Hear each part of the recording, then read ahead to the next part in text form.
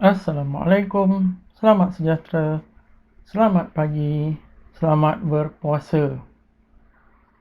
Seperti biasa, pagi-pagi ini sebelum sahur, ada sedikit masa lapang. Saya nak berkongsi sedikit ilmu yang saya ada yang tak seberapa ni. Okey, video yang sebelum ni saya ada cerita mengenai fungsi atau cara kerja cam sensor dan crank sensor. Yang mana cam sensor dan crank sensor dia jalan seiringan. Dia kena ada dua-dua ni jalan seiringan. Dan ada soalan yang saya terima, ada tak enjin yang hanya menggunakan cam sensor atau crank sensor sahaja? Ada. Banyak enjin yang menggunakan cam sensor sahaja ataupun crank sensor sahaja. Enjin yang menggunakan salah satu ni adalah enjin-enjin 1 silinder, 2 silinder, 3 silinder, 5 silinder. Enjin-enjin silinder ganjil kecuali 2. 2 silinder ni dia genap sebenarnya, tapi susunan dia menyebabkan dia berfungsi seperti ganjil. Okey. Jadi enjin 1 silinder, enjin motosikal memang dia ada crank sensor sahaja, tak ada cam sensor. Enjin 2 silinder dia akan ada crank sensor sahaja.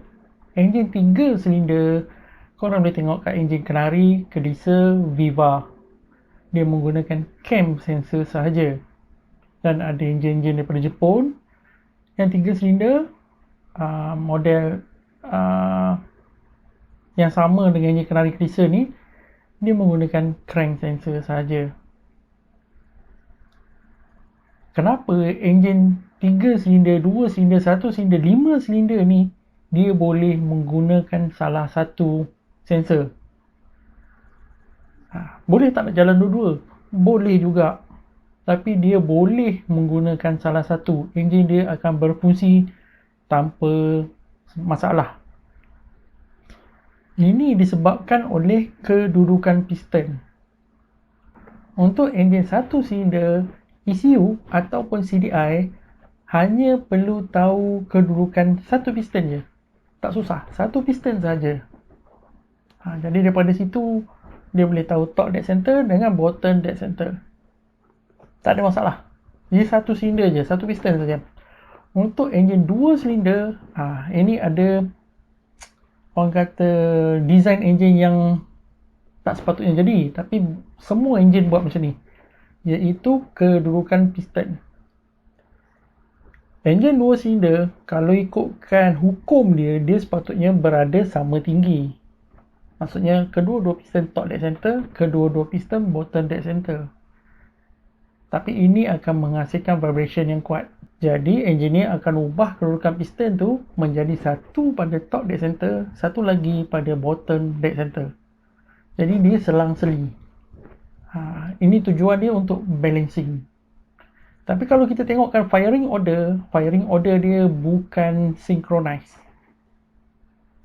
Itu untuk enjin 2 silinder. Yes, ada sesetengah model dia keluarkan enjin synchronized, yang mana kedua-dua piston dia bergerak serentak tapi lejang berlainan. Tapi tak banyak. Kebanyakannya akan keluar selang-seli. Isu dia pasal vibration. Enjin 3 silinder, Kenari, Kelisa, Viva dan beberapa model enjin daripada Jepun, dia menggunakan crank sensor saja atau cam sensor saja. Sebab enjin 3 silinder kedudukan piston dia tak sama. Satu pada atas, satu kat tengah, satu kat bawah. Okey. Jadi dia tak ada orang kata kekeliruan lejang. Dia berada kedudukan piston yang berbeza. Begitu juga 5 silinder, kedudukan piston dia sudut yang berbeza. Jadi tak ada piston jalan serentak. Oleh sebab tu, dia boleh menggunakan crank sensor saja ataupun cam sensor saja. Jom, lukis senang. Okey. Alright, ini gambar daripada video yang sebelum ni. Jadi kita ambil contoh enjin Canary Chrysler ataupun Viva lah. Enjin tu dia menggunakan cam sensor sahaja. Jadi dekat silinder dia pun kita ubah sikit.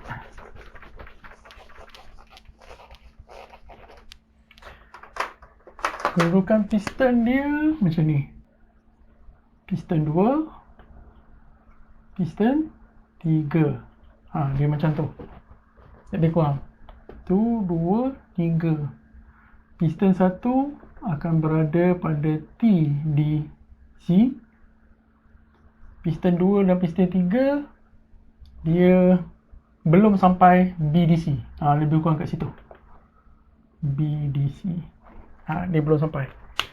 Dia nampak piston 2 dengan piston 3 ni kedudukan yang sama, tapi lejang berbeza, pergerakan berbeza. Sebab saya nak ambil contoh piston 1 TDC. Okey. Katakanlah ni adalah camshaft. Ambil dia camshaft. Cam sensor lah, kita ambil cam sensor. Kita sedia maklum, satu cycle engine dia perlukan 2 pusingan crankshaft, 1 pusingan camshaft. Jadi 1 pusingan lengkap camshaft adalah 1 cycle engine. Okey. Jadi kita ubah kat sini sikit. Macam biasa, dia akan ada gigi kecil. Dia akan ada satu gigi besar, gigi panjang.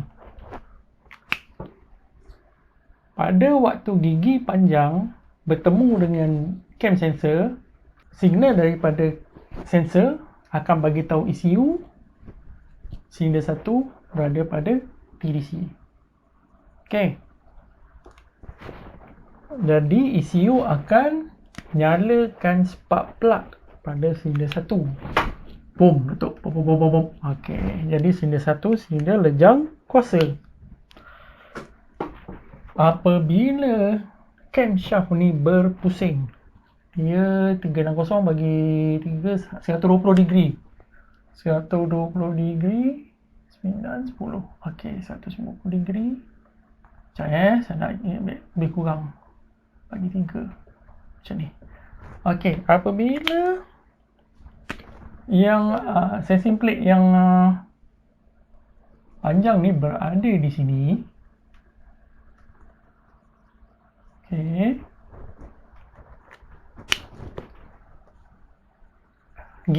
Jumlah gigi yang dibaca oleh sensor adalah 1/3 pusingan lengkap. Maksudnya kalau 36 gigi, dia dah baca 12 gigi. Maksudnya baca gigi 1, 2, 3, 4, 5, dah 12 gigi. Apabila sensor ni dah bagi signal ataupun input pada ECU sebanyak 12 gigi, maksud dia silinder nombor 2 pula berada pada top dead center.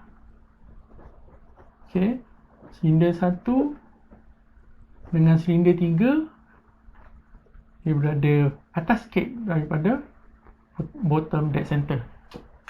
Jadi selepas 12 gigi atau 12 kali signal on, ECU tahu piston 2 atau silinder 2 berada pada lejang kuasa. Spark plug pada silinder 2 akan nyala. Pom. Okey. Pusing lagi 120 darjah. Duduk kat sini. Lebih kurang. Saya taruh kat sini. Lebih kurang. Okey. Dia dah berjalan 24 gigi. Jadi 1, 2, 3, 24 gigi. 24 kali signal on. Masa ni ECU tahu silinder 2 kat bawah, silinder 3 pula yang berada pada TDC.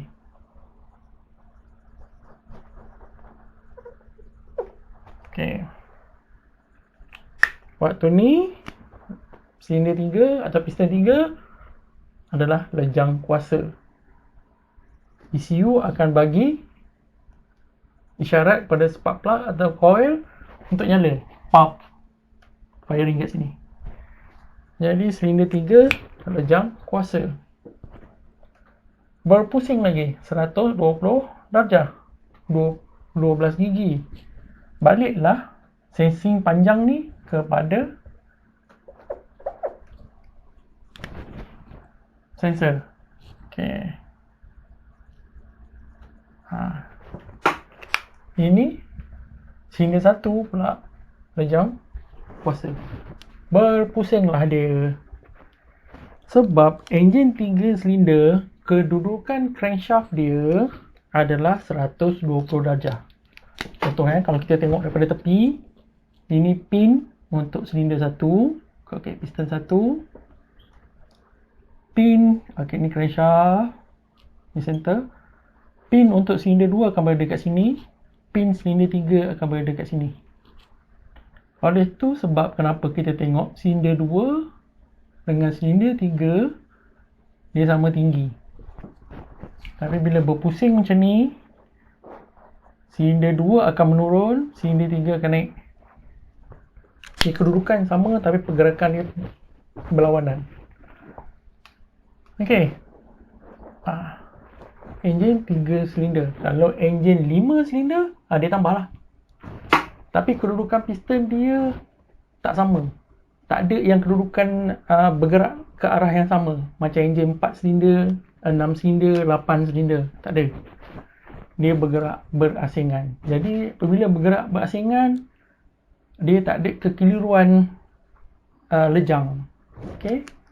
Hanya menggunakan cam sensor, dia dah tahu dah silinder mana yang pada lejang kuasa perlukan spark pada spark plug.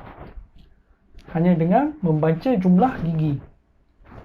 Okey, itu untuk ignition timing. Macam mana pula dengan injection timing? Injection timing tak susah. Okey, injection timing beza dia adalah 180 darjah. 180 darjah pusingan crankshaft sama dengan 360 darjah pusingan crankshaft. Faham? Sewaktu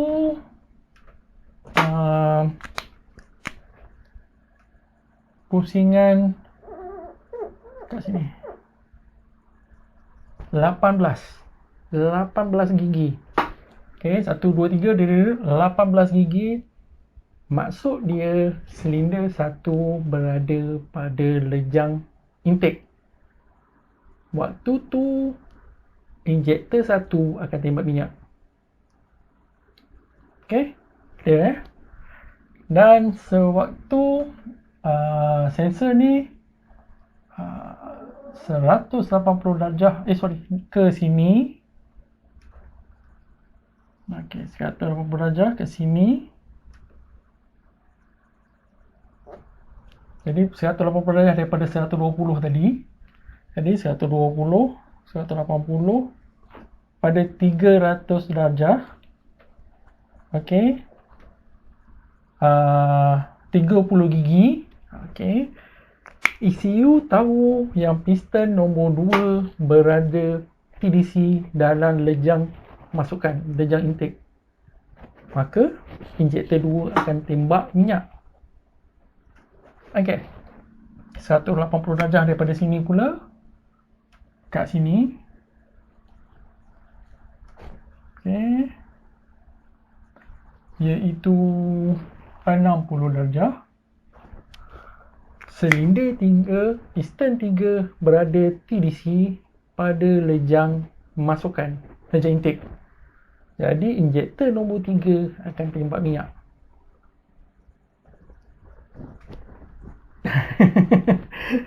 Keliru? Tak keliru. Okey, lukis kat sini dengan berwarna-warni, dia mudah nampak. Okey. 0 darjah, 120 darjah, 240 darjah. ini adalah firing. Firing untuk silinder 1, firing untuk silinder 2, firing untuk silinder 3. Manakala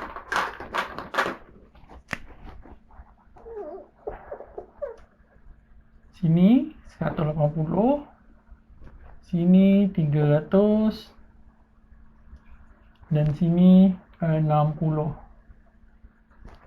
Okey, ini adalah injector timing atau injection timing untuk silinder 1, silinder 2, silinder 3. Clear Jadi kat sini tak perlu ada cam sensor dan crank sensor orang kata berpasangan. Dia boleh jalan sendiri. Tak perlu pening lah. Kat sini saja. Sebab kedudukan silinder dia tadi, macam saya cerita tadi, kedudukan silinder dia tak keliru. Hanya dengan satu sensing plate dan satu Hall effect sensor, enjin dah boleh berfungsi dengan sempurna.